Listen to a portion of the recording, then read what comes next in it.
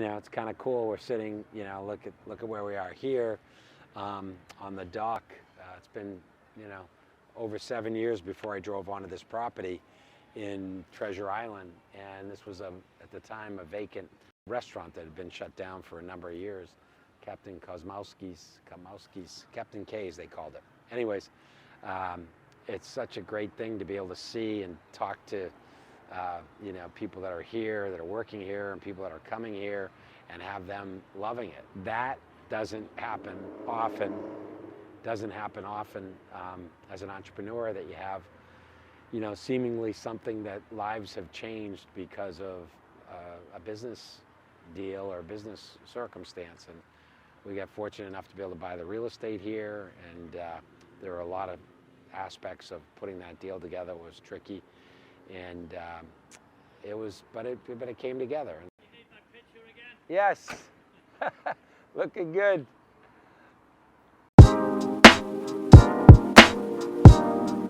I got a problem with this guy. He got me in trouble last night. He served me, I wasn't driving, served me a few too many monkey fists. Yeah, gave me one too. I kept asking you want one more, had to push it. Why am I the best owner you've ever had? Why is Charlie the best boss you've ever had? Dude, I related to the Patriots, man. We got good ownership, we got good coach, you know what I mean? Hold us accountable, and as long as you play your position, man, we win. We win all the time, dude. We'll get six Lombardis. Yeah, dude, it's coming. It's coming, Fred, you're the best because you're real, man. You're a real guy. If we didn't know you, we wouldn't know you. Right. You're just a regular dude here, man, and you got mad respect and love for us, and I see it right in your eyes, man. And fun with it. That's the idea. Buddy. Appreciate it. Yeah, man. Every day is just another smile, man. So. How you doing, bro? Hey, what's going on? Could we put together a short video that links to some of our social media content? Something that links to some of the social media that we're doing with Ice Pick? Never a dull moment. So. Yeah, right. You just got to keep moving. Can't hit a moving target. So yeah, Sadie grew up here, right? I did, born and raised. So we were talking earlier about how golf is a great game to meet people, a great game for an entrepreneur from a business standpoint. You can take clients out or whatever. So we got a golf tournament coming up, May 23rd. You're gonna come out of retirement? My first time. We'll see. Well, you're such a positive person. You bring such energy to our place. It's great. This becomes part of a little family.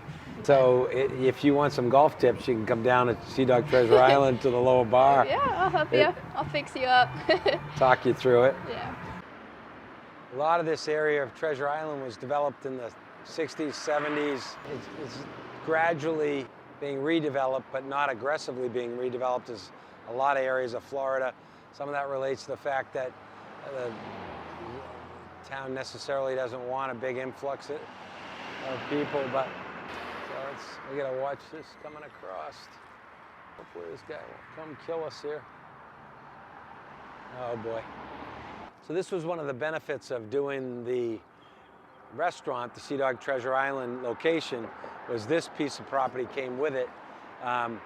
It kind of creates an opportunity and a challenge, because the parking is part of the zoning approvals for the restaurant, but this is obviously right on the ocean, or the canal here, and we could build up 4 stories with a rooftop, and you can get anywhere from, I think, 9 condos, but you have to make sure you got a solution for the parking that's here. So one of my ideas is at some point to do 2 levels of parking, and then 9 condos on the top, at the same time keeping the parking for the restaurant. You have, here you are, if you go up 4 stories, the top floor would have a view of the ocean, open ocean over there, and the view of the intercoastal, the west coast intercoastal on this side. So it's kind of cool, and everybody walks to the beach from here.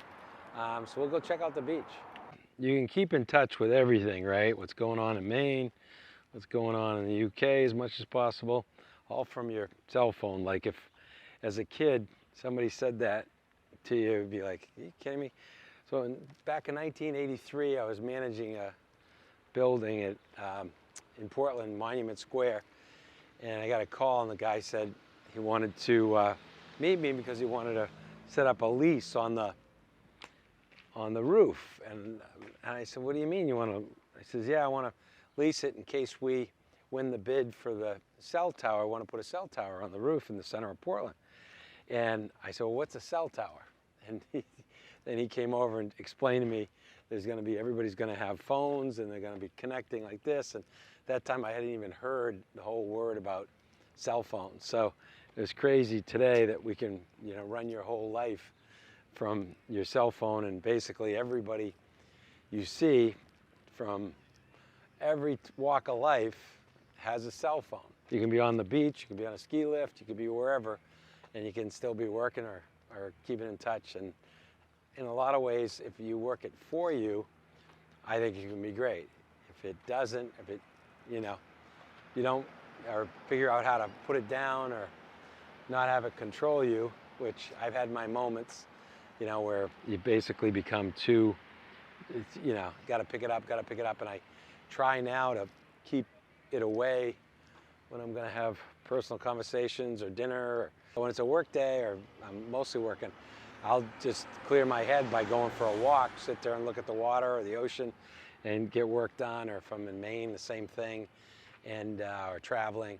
I see it as a huge benefit because it gives you freedom, One of our major challenges now, after, surviving COVID as a company and getting through it, and then what the future holds under our new, structure, is like, okay, how are we going to market and sell our products? How can I bring something new to the sale of beverages that would be unique? And I keep fumbling and thinking about how could I do that? And one of my thoughts is somehow making people part of the brands, and through territories and through some type of benefit back to them. So instead of the answer, I got the question, and how do I put it out there and structure something internally that we put out publicly and do? So that's the big thing I stumble and think about right now. Historically, in the early days, we used to have what we called Shipyard ambassadors, people that, for the fun of it, would get our brand in there. But right now, there's over 8,000 beers in the country, and it's so many brands. So it's kind of a trickier, we'll go across the street.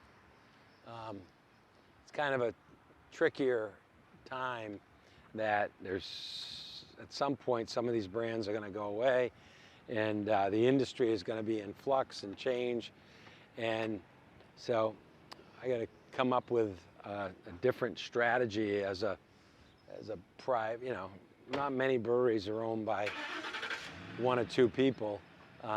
Most of them are owned by a group of investors or a large company, and the old strategies of just putting your beer out there at a good price and it's a great beer doesn't always work. So we got to come up with new strategies that maybe somehow connects the retailer, bar owner, or people that have ownership in locations that might allow or want to feature our beers, or even theme out our beer, like we do with the Shipyard themed pubs at the ski resorts and the airports.